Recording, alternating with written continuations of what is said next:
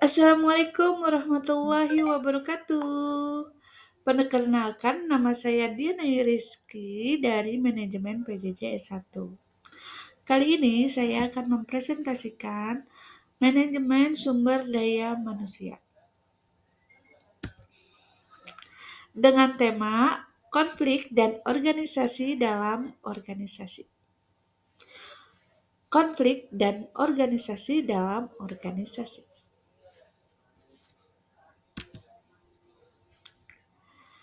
Dalam suatu organisasi bisnis atau non-bisnis, konflik dan komunikasi merupakan dua aspek yang sangat krusial dalam pengelolaan sumber daya manusia.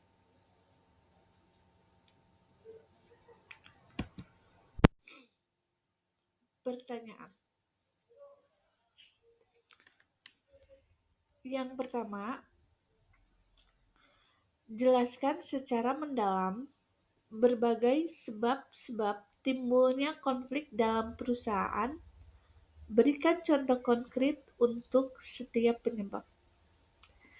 Yang kedua, uraikan berbagai metode yang efektif untuk menangani konflik dan analisis bagaimana setiap metode tersebut dapat diterapkan untuk mencapai penyelesaian konflik atau perselisihan yang optimal. Yang ketiga, jelaskan pentingnya komunikasi yang baik dalam organisasi serta identifikasi hambatan-hambatan umum yang sering terjadi dalam komunikasi efektif.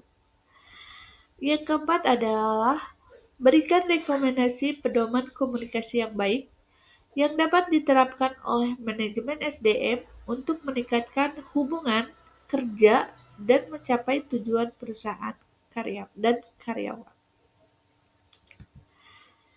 Saya akan yang pertama, penyebab konflik dalam perusahaan beserta contohnya.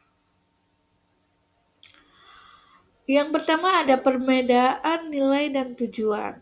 Konflik muncul ketika anggota organisasi memiliki nilai, prioritas, atau tujuan yang berbeda. Misalnya, tim pemasaran ingin fokus pada promosi produk, sedangkan tim promosi mengutamakan efisiensi biaya sehingga menolak meningkatkan produksi dalam skala besar. Lalu yang kedua ada komunikasi yang buruk. Salah satu paham atau kurangnya komunikasi efektif sering menjadi penyebab konflik. Contohnya, informasi penting tentang perubahan jadwal proyek tidak tidak tersampaikan ke semua tim, menyebabkan kesalahan alur kerja. Yang ketiga ada perbedaan kepribadian. Perbedaan karakter atau gaya kerja bisa menimbulkan ketegangan. Misalnya, seorang manajer yang perfeksionis tidak nyaman dengan anggota tim yang lebih santai dan fleksibel.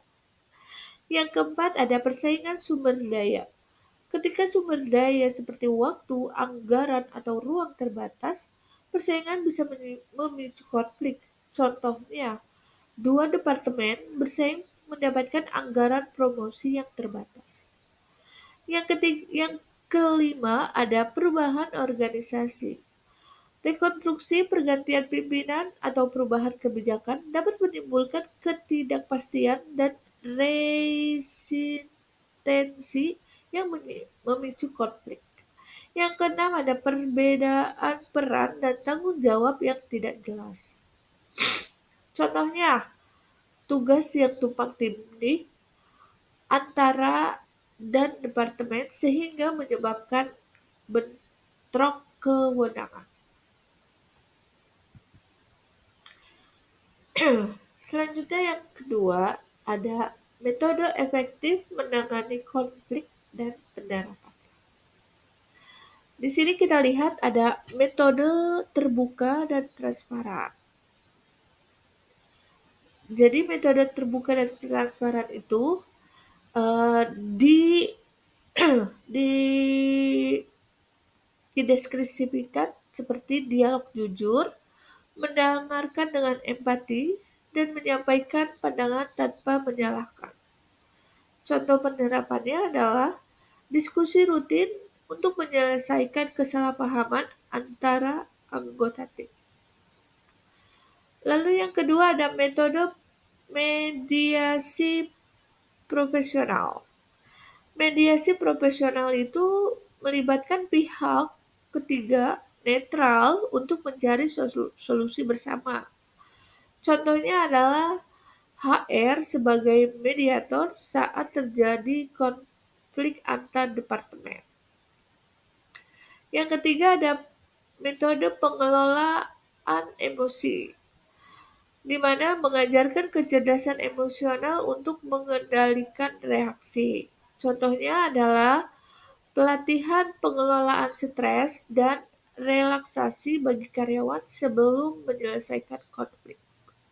Lalu ada metode pendekatan kolaboratif, di mana mendorong pencarian solusi win-win dengan kerjasama. Contohnya adalah negosiasi antara dua divisi untuk menerapkan target bersama yang disepakati. Lalu ada pembagian tugas yang jelas. Nah, dengan metode ini, definisi peran dan tanggung jawab agar tidak terjadi tumpang tindih. Contoh penerapannya adalah penetapan job description terperinci untuk setiap posisi kerja. Lalu yang terakhir ada metode penerapan kebijakan yang jelas. Nah, metode ini aturannya tertulis untuk pengelolaan konflik agar proses berjalan adil dan konsisten. Contoh penerapannya, kebijakan perusahaan tentang mekanisme pelaporan dan penyampaian perselisihan.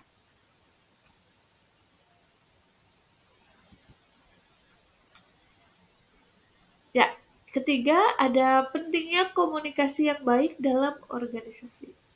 Ini penting banget nih. Jadi, memastikan penyampaian informasi akurat yang tepat waktu, membantu koordinasi dan mencegah kesalahpahaman yang bisa memicu konflik. Ada membangun hubungan kerja yang harmonis dan produktif, komunikasi yang efektif meningkatkan motivasi dan kepuasan kerja, menjadi sarana penyelesaian konflik dan pengambilan keputusan komunikasi, membuka ruang dialog dan negosiasi dalam organisasi. Lalu yang ketiga ada hambatan umum dalam komunikasi efektif.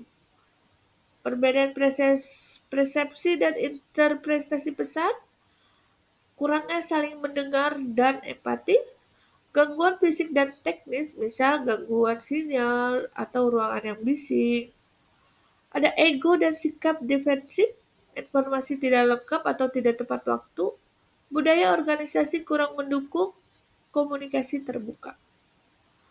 Lalu ada yang keempat, rekomendasi pedoman komunikasi untuk manajemen SDM.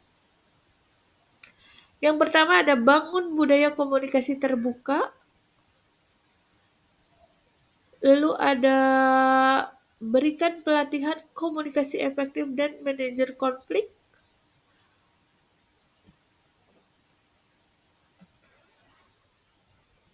Lalu ada gunakan media komunikasi yang tetap, sesuaikan kanal komunikasi dengan kebutuhan pesan apakah formal atau informal. Tegakkan transparansi dan konsisten informal. Jadi pastikan semua karyawan mendapat informasi yang sama untuk menghindari kesalahpahaman.